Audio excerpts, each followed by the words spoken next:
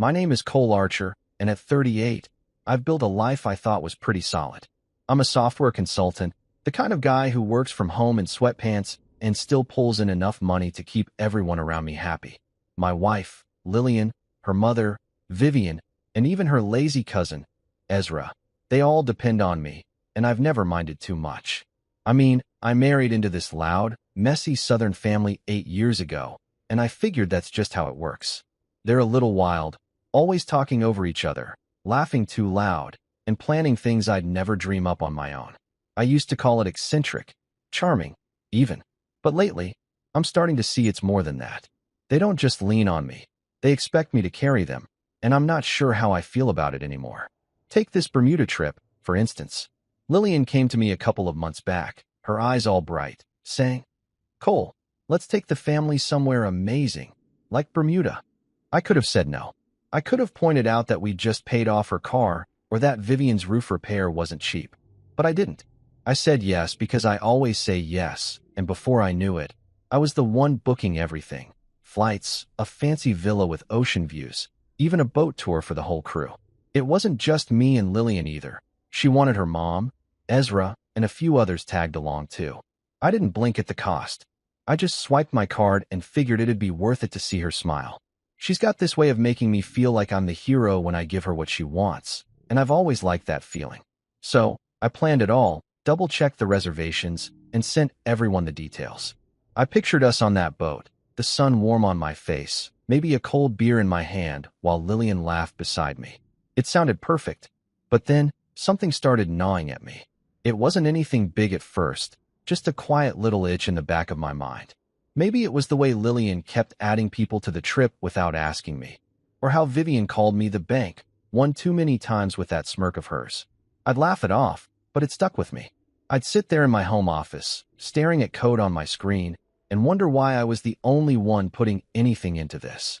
Lillian would breeze in, kiss my cheek, and say, "You're the best, Cole," and I'd let it go. She's beautiful, you know? Dark hair, green eyes, the kind of smile that makes you forget what you were mad about. That's how it's always been with us. I met her at a friend's barbecue, and she had me hooked in 10 minutes flat. I didn't care that her family came with her. They were part of the deal, and I told myself I could handle it. Back then, I thought they liked me. Vivian would call me son. Ezra would bum a beer and clap me on the back, and I felt like I belonged.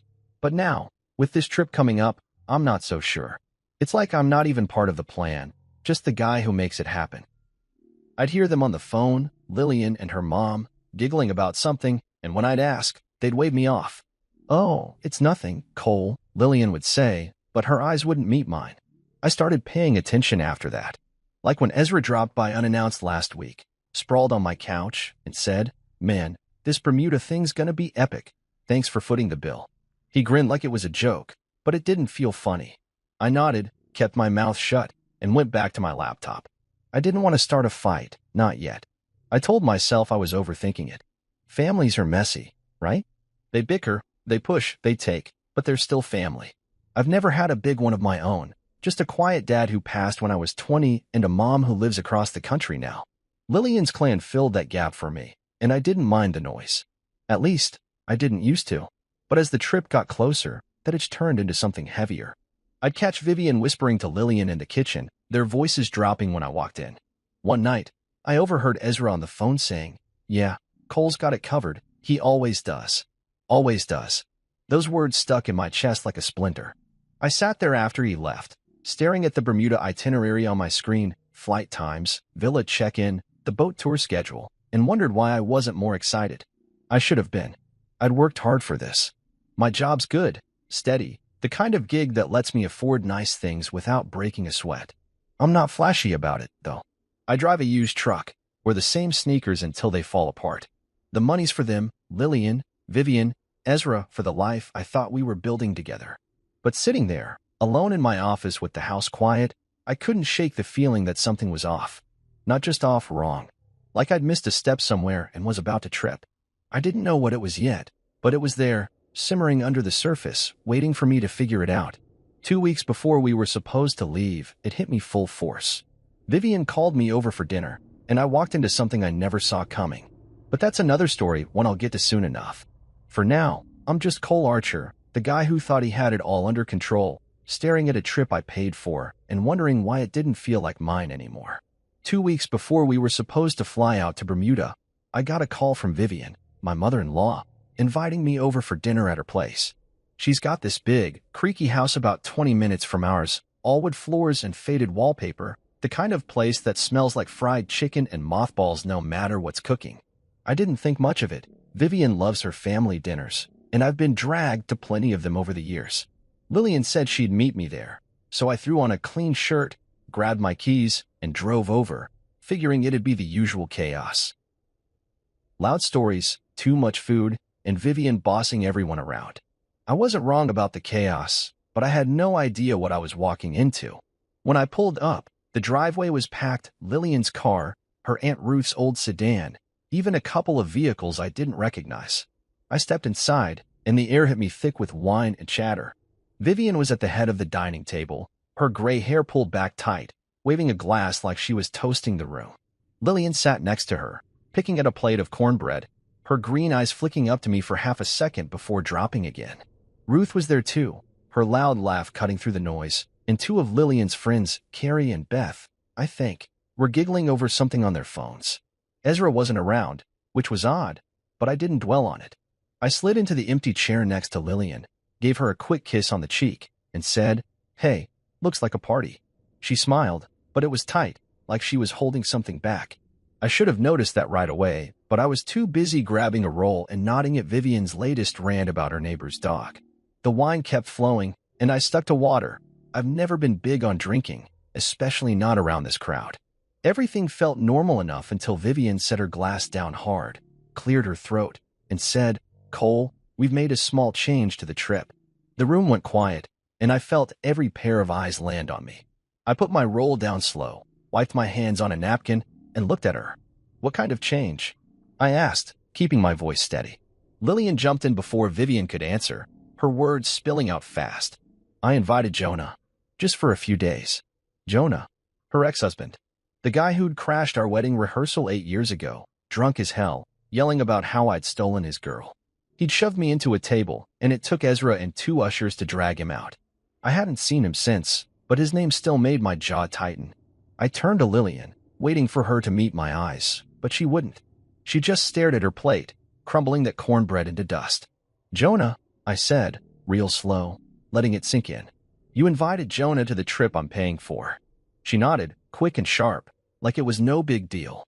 Before I could even process that, Vivian leaned forward, her smirk sharp as a knife, and added, "And Mark will join too. You know, your wife's high school sweetheart." Carrie and Beth burst into giggles, like this was some hilarious sitcom moment. Mark, the guy Lillian dated for 3 years before college, the one she'd brought up a few too many times when we first got together, always with this little smile like she was testing me. I hadn't heard his name in years, and now he was tagging along to Bermuda? My Bermuda? I felt my pulse kick up, but I kept my face blank. Vivian wasn't done. She sipped her wine, eyeing me over the rim, and said, "Since you're not feeling the vibe, Cole, we'll just give your ticket to Mark." Ruth snorted, then covered it with a cough. Lillian still wouldn't look at me. The room spun a little, not from wine, but from the sheer guts of what they were pulling. I leaned back in my chair, crossed my arms, and let the silence stretch. "Let me get this straight," I said, my voice low but clear. "You're telling me you've invited 2 guys my wife used to sleep with to a vacation I planned and paid for, and now you're kicking me off it?" Vivian shrugged, like I was being dramatic. "It's not like that, Cole. We just thought it'd be fun." Fun. That word hit me like a slap. Lillian finally glanced up, her eyes wide, and said, "You're overreacting. It's just a trip." Overreacting. I looked around the table, Vivian smirking, Ruth avoiding my gaze, Carrie and Beth whispering to each other, and I felt like I was in some twisted game I didn't sign up for. I could have yelled. I could have flipped the damn table and stormed out. But I didn't. I've always been the calm one, the guy who fixes things, not breaks them. So I just sat there, letting it burn inside me, and started piecing it together. This wasn't a last-minute idea. They'd planned this, talked about it behind my back, laughed about it, probably poured more wine while they figured out how to sell it to me. And Lillian, my wife, the woman I'd built my whole life around, was in on it. I thought about the trip, my money, my time, my effort, and now Jonah and Mark were waltzing in like they belonged there more than I did. I pictured Jonah's smug face, Mark's easy grin, and me what? Sitting at home while they sipped cocktails on my dime? No, that wasn't happening. I pushed my chair back, slow and deliberate, and stood up. Cole, sit down, Vivian said, her tone sharp now, like she was scolding a kid. I ignored her. I looked at Lillian one last time, hoping she'd say something, anything, to make this make sense. She didn't. She just stared at me, her mouth half open, like she was surprised I wasn't rolling over like usual. Enjoy your dinner, I said, my voice flat. I nodded once, turned, and walked out. The screen door slammed behind me, and I heard Vivian mutter something, followed by Ruth's loud, "Well, that went great." I didn't care. I got in my truck, started the engine, and sat there for a minute, hands gripping the wheel. They thought I'd come back, tail between my legs, begging to keep my spot on that trip. They were wrong. I drove home, the road blurring a little, not from tears, but from the anger boiling up. By the time I pulled into my driveway, I knew what I had to do. They wanted to play me? Fine. But I wasn't playing anymore. I walked inside, grabbed my laptop, and started typing. This wasn't over, not by a long shot. I didn't lose it when I got home from that dinner at Vivian's, not the way they probably expected me to. I could have shouted, smashed something, called Lillian, and demanded answers until my voice gave out. But that's not me. I'm not the guy who explodes. I'm the one who thinks, who plans, who waits until the right moment hits. So I walked into our house, my house, really, since I'd paid for every brick of it, dropped my keys on the counter, and stood there in the dark for a minute, letting the quiet settle over me. My chest was tight, my hands still shaky from gripping the steering wheel, but I kept my head clear. I wasn't going to give them the satisfaction of seeing me break. I flipped on the kitchen light, grabbed a glass of water, and sat down at the table where Lillian and I used to eat breakfast together. Used to. Funny how fast that felt like a lifetime ago. I replayed the dinner in my head, Vivian's smirk, Lillian's dodgeball eyes, the way they all acted like I was the crazy one for not smiling and nodding while they handed my trip to Jonah and Mark. "You're overreacting," Lillian had said, like inviting her exes to a vacation I'd funded was just a quirky little hiccup. I set the glass down hard enough to slosh water on the table and stared at it, feeling that burn in my gut grow hotter. Overreacting? No. I was reacting exactly how any sane man would. I looked at her chair, empty now, and said out loud to nobody, "You invited two men you slept with to a vacation I'm funding, and didn't even tell me." My voice bounced off the walls, steady but sharp, like I was testing how it sounded. It sounded right. It sounded like the truth they didn't want to hear.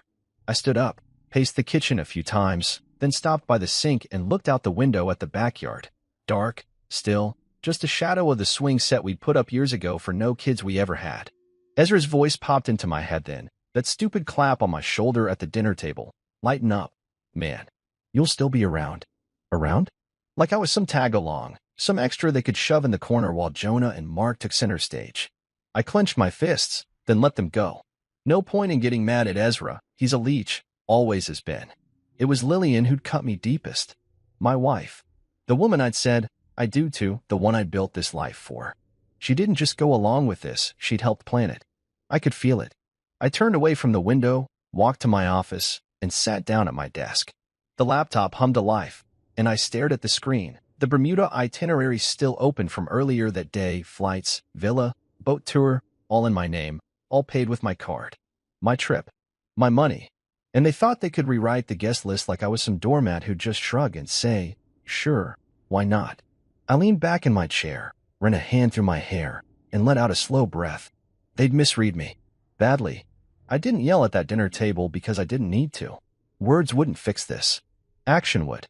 I leaned forward, clicked into the airline site, and canceled every single flight reservation, one by one, watching the booking canceled confirmations pop up like little victories. Then the villa gone. The boat tour done. My fingers moved fast, steady, no hesitation. I didn't feel guilty, didn't second-guess it. This wasn't petty. This was me taking back what was mine. When it was all done, I pulled up my email, attached screenshots of every cancellation, and sent it to the whole group. Lillian, Vivian, Ruth, even Ezra, though he wasn't at dinner. Subject line: trips off. No explanation, no rant, just the facts. Let them figure it out. I sat back, watching the email whoosh away, and felt something shift inside me. Not relief yet, but a kind of quiet power. They'd think I was sulking, throwing a tantrum because my feelings got hurt. Let them. I wasn't done. I opened a new tab, searched for flights, solo flights, just for me. Lake Como, Italy, popped into my head. I'd seen pictures once, blue water, green hills, old stone towns. Peaceful. The opposite of the circus I'd been living in. I found a one-way ticket leaving in 3 days, clicked book, and watched the confirmation load. No villa, no boat, just me and a suitcase. My phone buzzed. Lillian, probably, or Vivian, but I ignored it. I wasn't ready to hear their excuses yet. Instead, I called Julian Prescott, my lawyer. We'd met years ago through a work buddy, and he'd handled a contract dispute for me once. He picked up on the second ring, his voice gruff but calm. "Cole, it's late. Everything okay?" I didn't waste time. "I need you to start separation proceedings against Lillian. I'm leaving the country in a few days. I'll sign whatever you need from there." He paused, then said, "You sure about this?" I looked at the flight confirmation on my screen, the canceled Bermuda mess, and nodded even though he couldn't see me. "Yeah, I'm sure." He didn't push, just said, "I'll get it rolling. Stay safe, man." We hung up, and I leaned back again, the house silent except for the hum of the laptop. My phone kept buzzing. 5 times, 10, a dozen. Texts, calls, probably the whole family losing their minds. I didn't check. I shut the phone off, set it face down on the desk, and stood up. The air felt different now, lighter, like I'd shaken off a weight I didn't even know I was carrying. I walked to the bedroom, pulled a suitcase from the closet, and started packing, slowly, deliberately, just the basics. Shirts, jeans, a pair of boots. No rush. I didn't need much where I was going. I thought about Lillian's face at dinner, the way she wouldn't look at me, and wondered what she'd say when she realized I wasn't bluffing. Would she cry? Yell? Beg? I didn't know, and for the first time in years, I didn't care. I zipped the suitcase shut, set it by the door, and went back to my office. I opened a notebook, one I hadn't touched in forever, and started writing. Just a line at first. Tonight, I took my life back. It wasn't dramatic, it was true. I closed the book, turned off the light, and went to bed. The storm was coming. They'd make sure of that. But for now, I slept better than I had in months. 10 minutes after I hit send on that email with the cancellation screenshots, my phone lit up like a fireworks show. I'd turned it back on just to see how they'd react, and man, they didn't disappoint. I sat there in my office chair, the laptop still glowing with my Lake Como flight confirmation, and watched the chaos unfold. The group chat, some family thread Lillian had named Archer Clan years ago, exploded first. Lillian's message popped up. "Where are the bookings?" "Cole, what's going on?" "No, please. No, are you okay?" Just straight to the point, like I'd misplaced her favorite shoes or something. Then Vivian chimed in, all caps. "What do you mean canceled?" I could hear her voice in my head, that shrill bark she used when she didn't get her way. "Ruth, always the peacemaker until she wasn't," typed, "I told you not to push him." And I almost laughed, because it was the first honest thing I'd seen from any of them. Ezra didn't write anything, but I figured he was too busy mooching off someone else's Wi-Fi to care. My phone buzzed again, Lillian calling this time, but I let it ring. I wasn't ready to talk, not yet. I didn't owe them an explanation. They'd made their move at that dinner, and this was mine. I leaned back, staring at the ceiling, and let the buzzing go on, a little symphony of their panic. It felt good, not cruel good, just fair.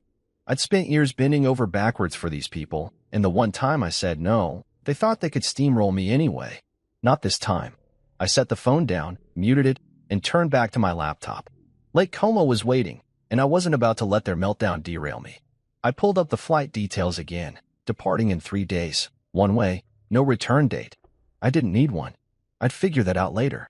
The ticket was cheap enough, and I had savings, money Lillian didn't even know about, tucked away in an account I'd set up years ago for emergencies.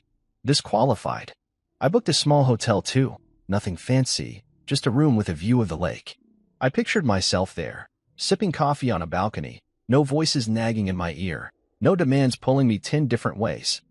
It wasn't revenge, it was escape, and it felt right. My phone kept vibrating on the desk, a silent tantrum I could ignore. I didn't need to read the rest of their messages to know what they'd say, anger, guilt trips, maybe some fake tears thrown in for good measure. I'd seen it all before. Like that time Vivian borrowed $2,000 from me for her car and cried when I asked for it back. Or when Lillian swore she'd pay half the mortgage someday, then never did. I'd let it slide every time, told myself it was fine, that I could handle it. But this? Inviting Jonah and Mark, kicking me off my own trip? That wasn't fine. That was a line they didn't get to cross. I stood up, stretched, and walked to the kitchen to grab a beer, something I rarely did, but tonight called for it. The house was quiet, just the hum of the fridge and the clink of the bottle against the counter. I popped the cap, took a long sip, and leaned against the sink, thinking. They'd figure out soon enough that I wasn't bluffing. The trip was gone: flights, villa, boat, all of it, and they couldn't undo that. I'd locked them out of my accounts months ago, a habit I'd picked up after Vivian tried using my credit card for business expenses without asking. They had no leverage now, no way to guilt me back into line. I took another sip and smiled a little, picturing their faces when they realized it. My phone buzzed again, probably 15 calls by now, but I left it in the office. I didn't need the noise. Instead, I opened my email and wrote to Julian, my lawyer. Initiate separation proceedings, I typed. I'll be out of the country soon. Send me whatever I need to sign digitally. I hit send, no hesitation.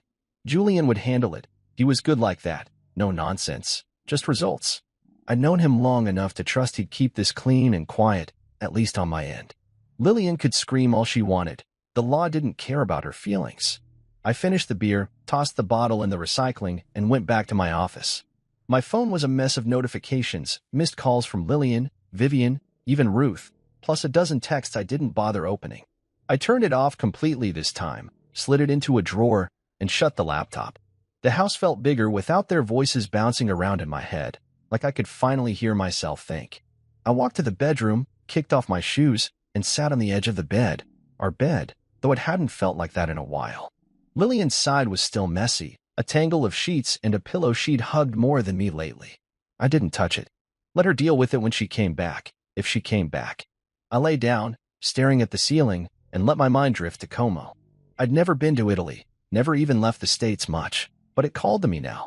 I imagined the water, the mountains, the kind of quiet that didn't come with strings attached. I'd be gone before they could corner me, before they could twist this into something I'd feel bad about.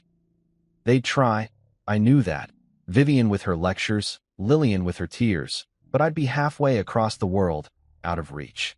I rolled over, grabbed my notebook from the nightstand, and wrote another line. They thought they'd win. They didn't. It wasn't much, but it was enough.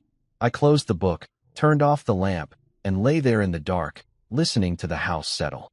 My phone stayed off, their messages piling up in silence. I didn't care.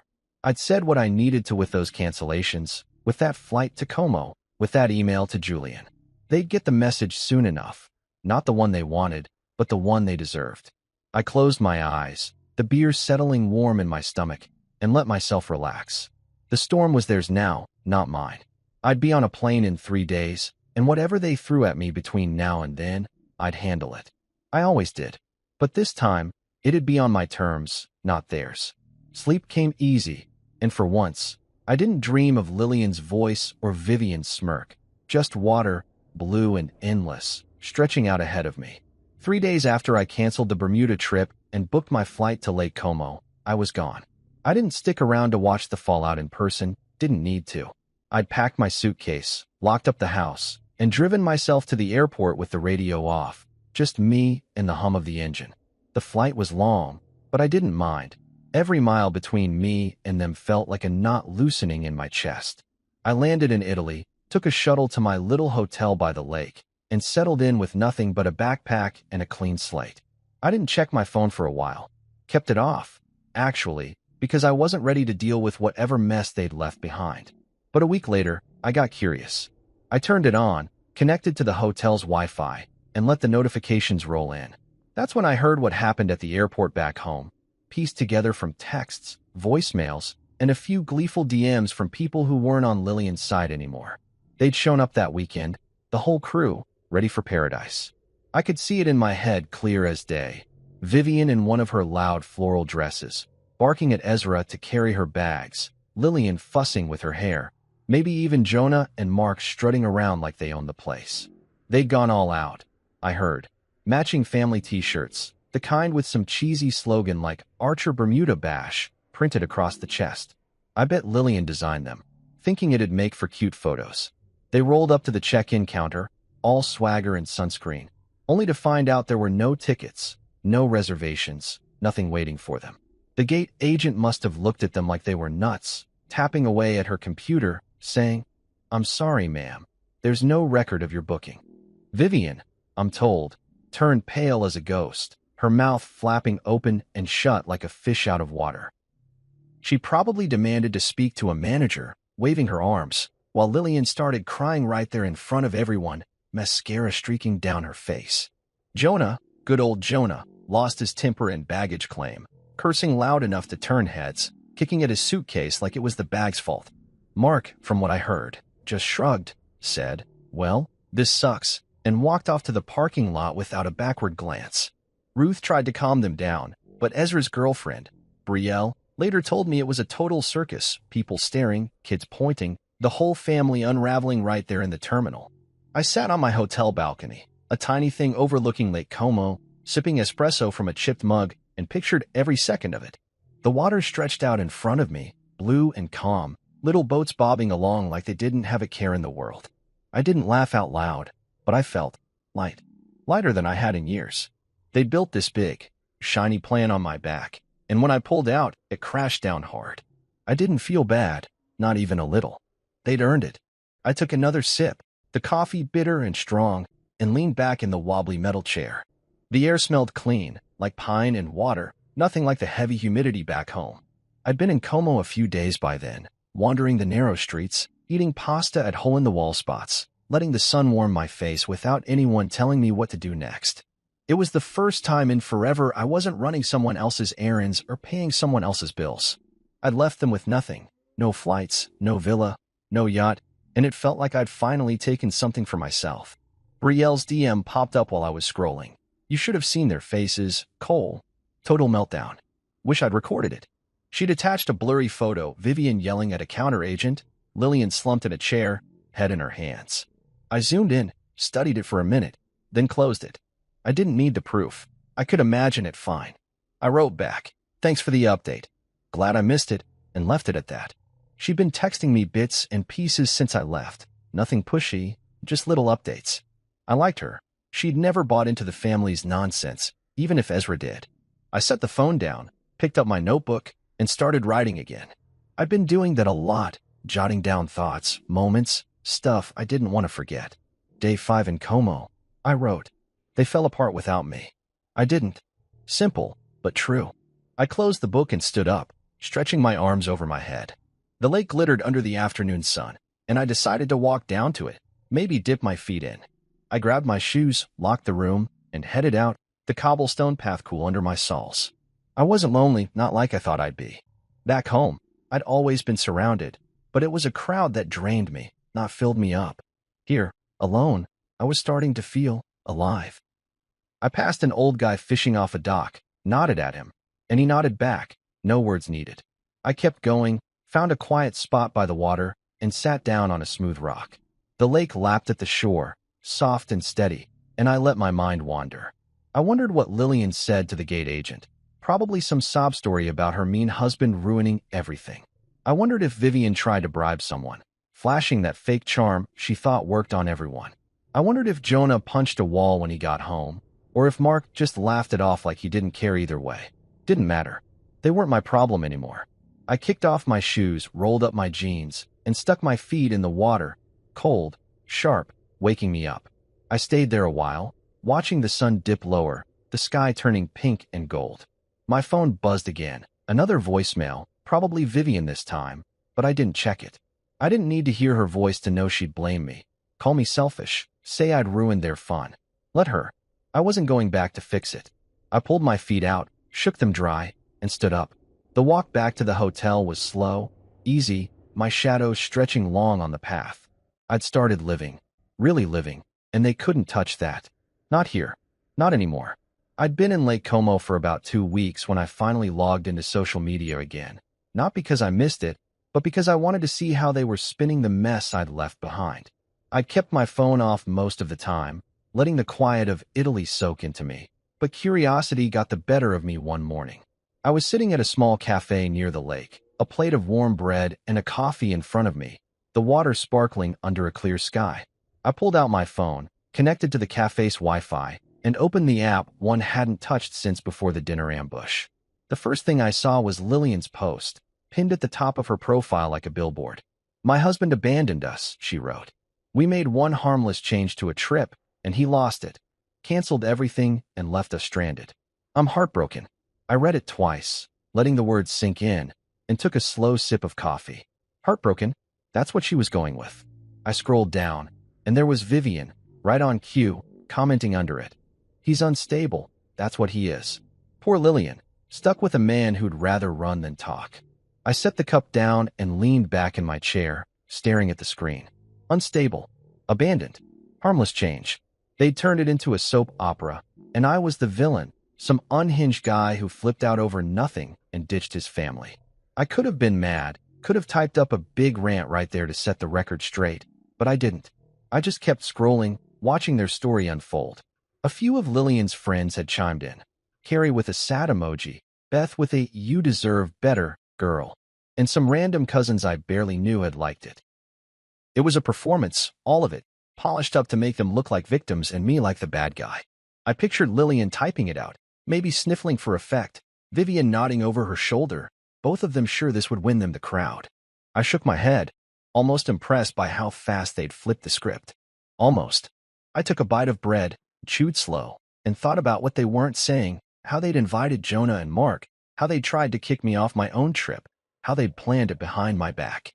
None of that made it to their little online pity party. I was about to close the app when a message popped up, not from them, but from Brielle, Ezra's girlfriend. "Hey, Cole," she wrote. "They crossed the line with this one. If you need receipts, I've got screenshots. They're full of it." I paused, my thumb hovering over the screen. "Receipts?" I typed back, "What kind of receipts?" and waited. She didn't take long. A minute later, my phone pinged with a string of images, group chat logs, text threads, even a photo of a hotel receipt. I opened the first one, a chat between Lillian and Jonah from 3 months ago. "Miss you," she'd written. "Dinner soon?" His reply, "You know I'm there. Cole won't mind." Her answer, "He never does." I stared at that for a long time, the bread forgotten on my plate. 3 months. Not a spur-of-the-moment invite for Bermuda. This had been going on for a while. I swiped to the next screenshot, Lillian and Vivian, plotting. "Jonah's in," Vivian wrote. "Mark too. Cole will get over it." Lillian, "He'll pay for it either way." I felt my stomach twist, not from hunger but from the cold, hard truth of it. They'd been scheming this for months, secret dinners with Jonah, sneaky hotel meetups, even a burner phone she'd shared with him, according to Brielle's notes. I opened the hotel receipt, some cheap place an hour from our house, booked under her name, paid with cash. Then the kicker, a text from Lillian to Mark, sent weeks before the dinner, with my Bermuda itinerary attached. "Pick whatever excursions you want," she'd written. "Cole's got it covered." Mark's reply, "Sweet. Let's make it fun." Fun. There was that word again, the same one Vivian threw at me when she announced they were giving my ticket away. I set the phone down, leaned my elbows on the table, and rubbed my face with both hands. It wasn't just a betrayal, it was a production, a whole play they'd rehearsed while I was busy working, paying bills, thinking we were a team. I looked out at the lake, the water so still it mirrored the mountains, and felt my jaw tighten. They counted on me being the same old Cole, quiet, steady, the guy who'd grumble but never push back. They'd miscalculated. I picked up the phone again, wrote to Brielle. "Thanks. This helps a lot. Keep me posted if anything else comes up." She replied quick, "Will do. You're better off without them." I didn't answer that, just closed the app, finished my coffee, and paid the bill. The waiter smiled, said something in Italian I didn't catch, and I nodded back, distracted. I stepped outside, the air cool against my skin, and started walking along the lake path. The screenshots burned in my mind. Every word, every date, every lie piling up like bricks. Lillian hadn't just reconnected with Jonah. She'd been sneaking around with him, plotting with her mom, roping in Mark like it was some twisted reunion tour. And me? I was the wallet, the fool who'd foot the bill while they laughed behind my back. I kicked a pebble into the water, watched it sink, and kept walking. Not everyone bought their sob story, though. Brielle didn't, and a few others had messaged me too. old work buddies, a cousin of mine from out west, saying they saw through the posts. Doesn't add up, my cousin wrote. Lillian's full of crap. It wasn't much, but it was enough to know I wasn't crazy. I stopped by a bench, sat down, and pulled out my notebook. They're spinning it hard, I wrote. But the truth's louder. I've got proof now. I closed it, leaned back, and watched a boat drift by, an old guy rowing slow and steady. I wasn't going to post anything, wasn't going to fight them online. That wasn't my style. I'd let Julian handle it. Those screenshots would look real nice in court. For now, I was here, breathing clean air, free of their noise. The spin didn't matter, the facts did. And I had them. I woke up early one morning in Lake Como, the kind of early where the sky's still gray and the birds haven't started chirping yet. My hotel room was small, just a bed, a desk, and a window that opened to the lake, but it felt like enough. I'd been there almost a month now, settling into a rhythm. Coffee by the water, long walks through the town, a little work when I felt like it. That morning, though, I had something else on my mind. Julian, my lawyer, had emailed me the night before, saying the divorce papers were ready to serve. I sat on the edge of the bed, my phone in one hand, and read his message again. Everything's set, Cole. I've got documentation on Lillian's emotional abuse, her slander online, and some financial misconduct we dug up. Vivian's in it too. Used your business account for personal purchases. We're ready to move. Just say the word. I set the phone down and stared out the window, the lake barely visible through the dawn haze. Emotional abuse, slander, financial misconduct. Those words hit hard, not because they surprised me, but because they made it real. I'd known Lillian and her family were messy, but seeing it laid out like that, clean and legal, felt like a punch I wasn't ready for.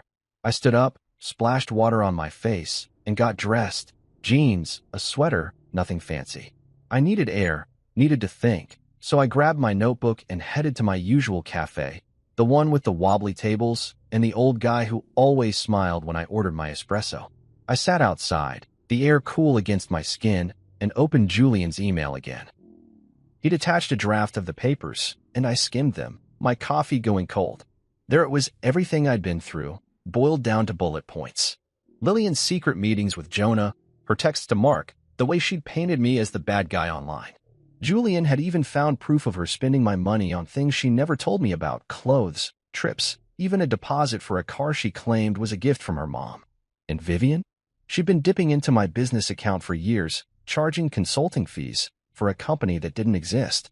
I leaned back in my chair, watching a couple of early risers stroll by with their dogs. I wasn't shocked, not really, but it still stung. I trusted them, Lillian most of all, and they'd played me like I was nothing but a bank account with legs. I typed back to Julian, "Go ahead and serve them.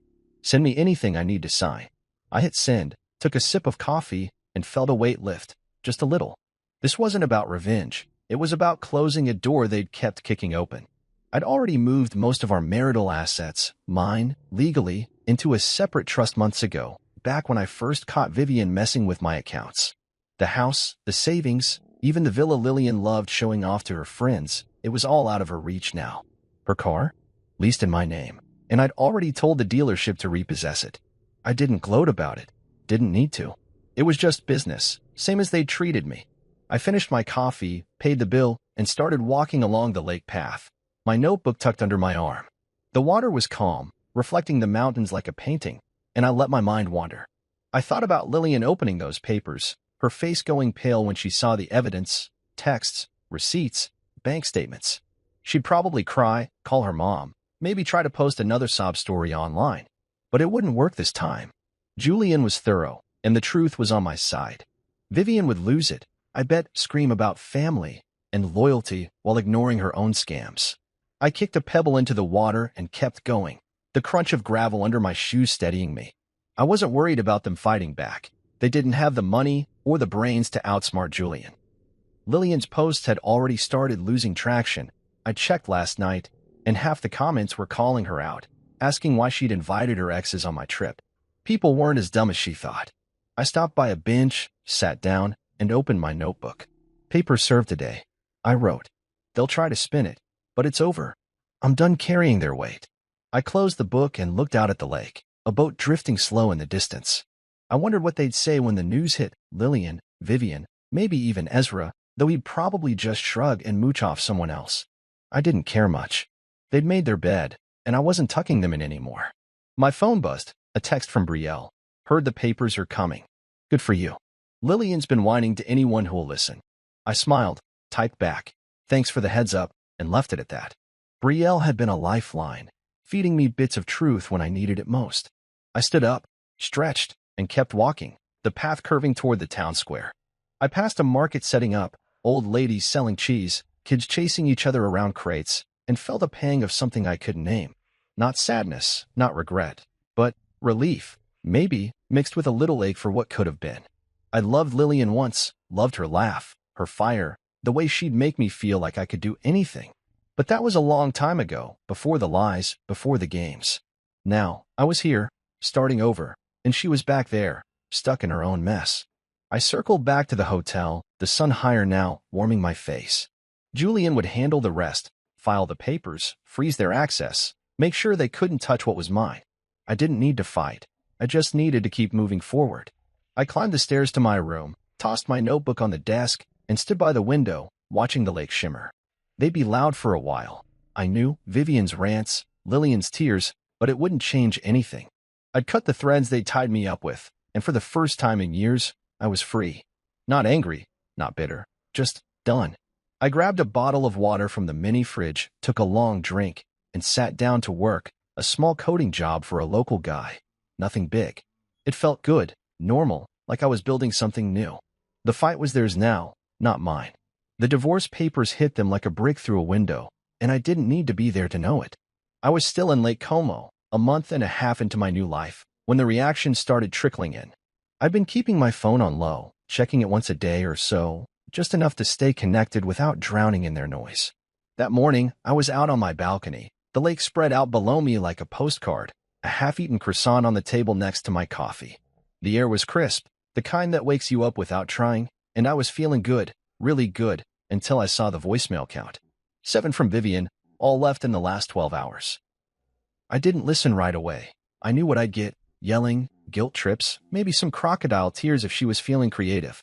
I scrolled through my text instead, found one from Brielle, papers landed yesterday. Vivian's losing her mind. Lillian's playing the victim again. Thought you'd want to know. I smiled a little, typed back, thanks. Let me know if it gets wild, and set the phone down.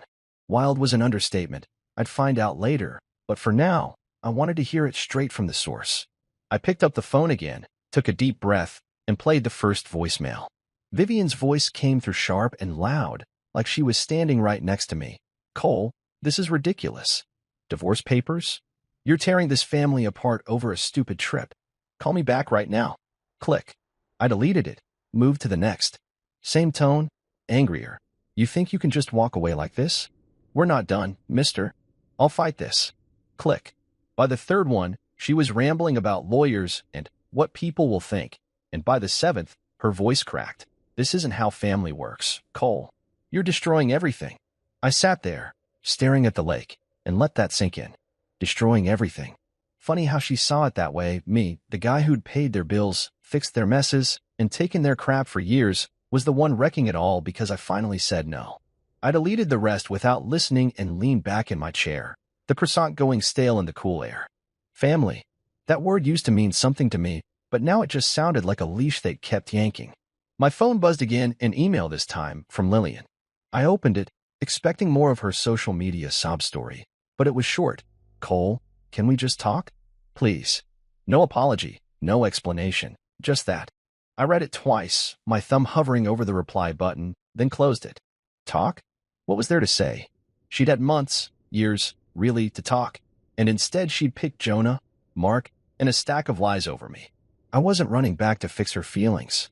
I set the phone face down and finished my coffee, the bitter taste grounding me. They could scream all they wanted. I wasn't budging. Later that day, Brielle sent more. She'd been my eyes back home, and I owed her for it. Vivian's telling everyone you've lost it, she wrote. Lillian's moping around, saying she never meant to hurt you. Ezra tried to call you out, said he'd deal with you if you ever came back. Julian shut him down with a cease and desist letter. It's a mess. I laughed out loud at that, sitting on a bench by the water. Ezra dealing with me? The guy couldn't deal with a bar tab. I pictured him puffing up his chest, all talk, until Julian's letter landed and scared him quiet. Good. I texted Brielle back. Appreciate it. Sounds like they're digging their own hole. She sent a thumbs up and a photo group chat screenshots where Lillian whined about losing everything and Vivian plotted to fix this. Brielle had even signed an affidavit for Julian, swearing to what she'd seen. The secret talks, the plans to humiliate me, all of it. I tucked my phone away and kept walking, the lake path winding through trees starting to turn gold with fall. Their regrets didn't move me. Not Vivian's voicemails, not Lillian's email, not Ezra's empty threats. They weren't sorry they'd hurt me. They were sorry they'd lost their meal ticket. I kicked a pine cone down the path and thought about how quiet they'd gotten online lately. No more big posts, no more poor me updates, just silence, like they knew the game was up. I didn't check to confirm. I didn't need to. I was done with their stage. I turned my focus back to me, swimming in the lake most mornings, the water cold and clear, waking me up in a way coffee never could. I'd started reading too, picking up paperbacks from a little shop in town. Old mysteries, nothing heavy, just stories to lose myself in. I even signed up for Italian lessons with a guy named Marco, a retired teacher who laughed at my accent, but kept me going. Piano, piano, he'd say, slowly, slowly, and I liked that. No rush, no pressure. I'd hike too, up through the olive groves above Como, the air smelling like earth and leaves, my legs burning by the end, but my head clear. I stopped by the water again, sat on a rock, and pulled out my notebook. They're yelling, I wrote. I'm not listening. This is my time now. I closed it, leaned back, and watched the sun dip lower, painting the lake orange. Vivian could leave 100 voicemails. Lillian could beg all she wanted. It didn't change the papers, the trust, the life I was building. I stood up, brushed off my jeans, and headed back to the hotel, the path familiar under my feet. My phone stayed quiet the rest of the day, and I liked it that way. I cooked a simple dinner. Pasta, some sauce from a jar, a glass of cheap wine, and ate on the balcony, the night settling in soft and cool. They'd regret it eventually, maybe even mean it someday, but I wasn't waiting around for that. I'd spent too long fixing their mistakes. Now, I was fixing me, swimming, reading, learning, walking, and it felt better than anything they'd ever given me. I finished the wine, set the glass down, and went to bed, the lake whispering outside. Their mess was theirs. I was free.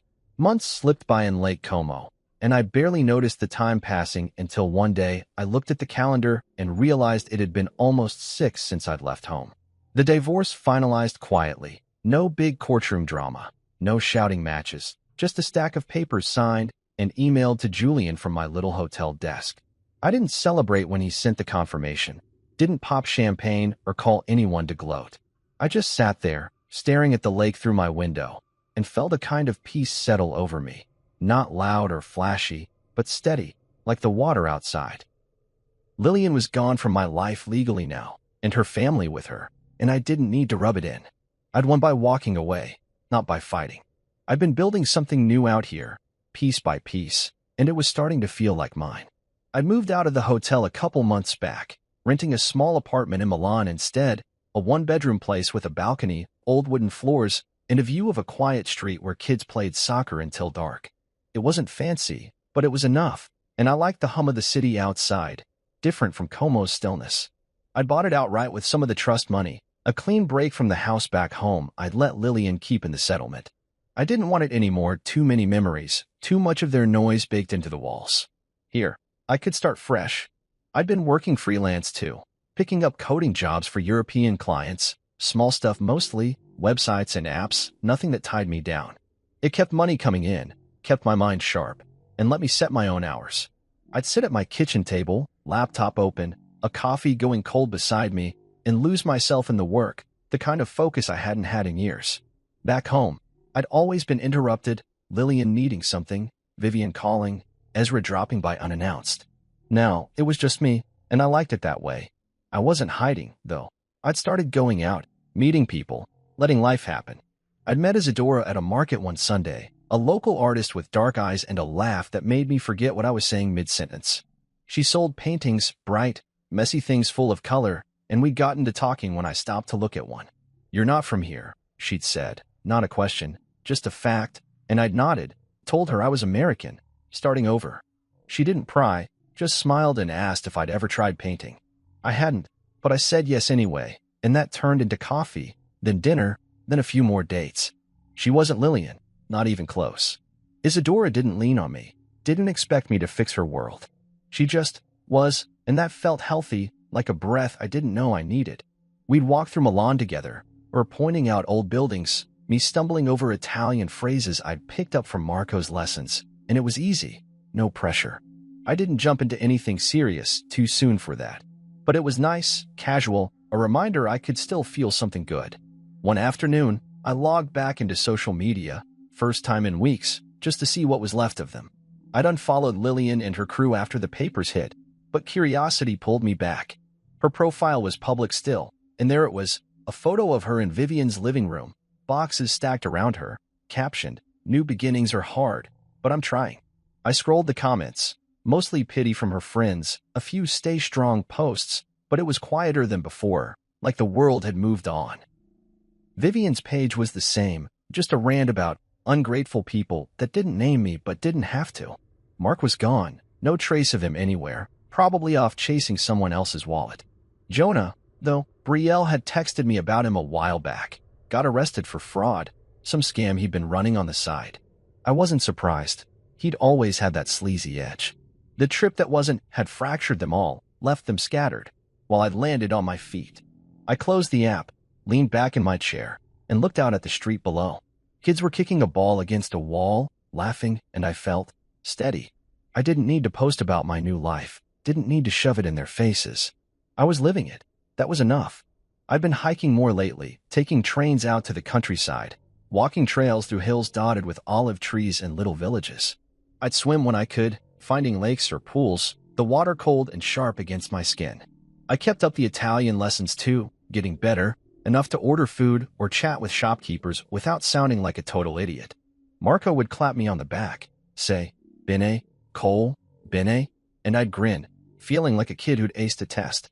I read a lot books I'd grabbed from secondhand shops, mostly stories about people starting over, which hit close but not too close. It was a life I'd built without them, and it fit me better than the old one ever had. I thought about Lillian sometimes, not with anger, just a kind of distant wonder, how she'd gone from the woman I'd loved to someone I didn't recognize. I didn't hate her, didn't hate any of them, really. They'd made their choices, and I'd made mine. I stood up, grabbed my jacket, and headed out to meet Isadora for coffee. She'd texted earlier, saying she'd found a new spot near the cathedral, and I was game. The walk was quick, the air turning cool with fall, and I found her at a table outside, sketching on a napkin. "You're late," she teased, and I laughed, sat down, ordered an espresso. We talked about nothing big, her art, my coding, the weather, and it was perfect. I didn't need more than that. Back home, they were stuck, fractured, picking up pieces I'd stopped carrying. Here, I was whole, building something real, and it was mine. One morning in Milan, about 8 months after I'd left everything behind, I woke up to a letter slipped under my apartment door. It wasn't fancy, no official stamp, no lawyer's logo, just a plain envelope with my name scratched across it in Lillian's handwriting. I stood there in my boxers, coffee pot gurgling in the kitchen behind me, and stared at it on the floor like it might bite. I hadn't heard from her directly in months, not since that email begging to talk, which I'd ignored, and I wasn't sure I wanted to now. The air smelled like espresso and the bread I'd left on the counter, and outside, the street was waking up with the clatter of bikes and voices. I picked up the letter, turned it over in my hands, and felt a flicker of something, not anger, not curiosity, just a kind of tired wondering. I poured my coffee, sat at the kitchen table, and opened it slow, like I was peeling back a bandage. Inside was a single page, her words neat but shaky. "Cole, I know you don't owe me anything, but I need to say this. You were right. I was cruel. I got caught up in stupid games with Mom and Jonah and Mark, and I didn't see what it did to you. You didn't deserve any of it. I'm sorry. If you ever want to talk, here's my number." She'd scribbled it at the bottom, same old number I deleted from my phone a lifetime ago. I read it twice, then folded it up and set it on the table next to my mug. The coffee steamed in the quiet, and I leaned back in my chair, staring at the ceiling. Sorry. After all that, the dinners with Jonah, the texts to Mark, the way she'd let her family shove me out of my own life, she was sorry. I didn't feel a rush of anything, no relief, no bitterness, just a flat kind of calm. I'd spent years waiting for her to see me, really see me, and now that she had, it didn't change a thing. I wasn't that guy anymore, the one who'd run back to fix her tears. I stood up, walked to the sink, and looked out at the street below, kids chasing a dog, an old lady carrying a basket of flowers. I thought about calling her, just for a second, imagining her voice on the line, soft and pleading. But what would I say? It's okay. It wasn't. I forgive you? I didn't, not fully, not yet. I didn't hate her, didn't wish her harm, but forgiveness wasn't mine to give anymore. I'd moved on, and she was still back there, stuck in the wreckage she'd helped build. I took the letter, folded it again, and slid it into a drawer with some old receipts and a spare key out of sight, not thrown away, but not something I'd keep staring at either. I finished my coffee, rinsed the mug, and got dressed, jeans, a sweater, my boots scuffed from hiking. I had a job to finish today, a website for a local cafe owner, and then I was meeting Isadora for lunch. That was my life now, work I liked, people I chose, a rhythm that fit me. I grabbed my laptop bag, locked the door, and stepped out into the Milan morning, the air cool and sharp against my face. The letter stayed in my head as I walked, not heavy, just there, like a stone in my pocket. I wondered how she'd gotten my address, Brielle, maybe, or Julian, but it didn't matter. She'd reached out, said her piece, and I didn't owe her a reply.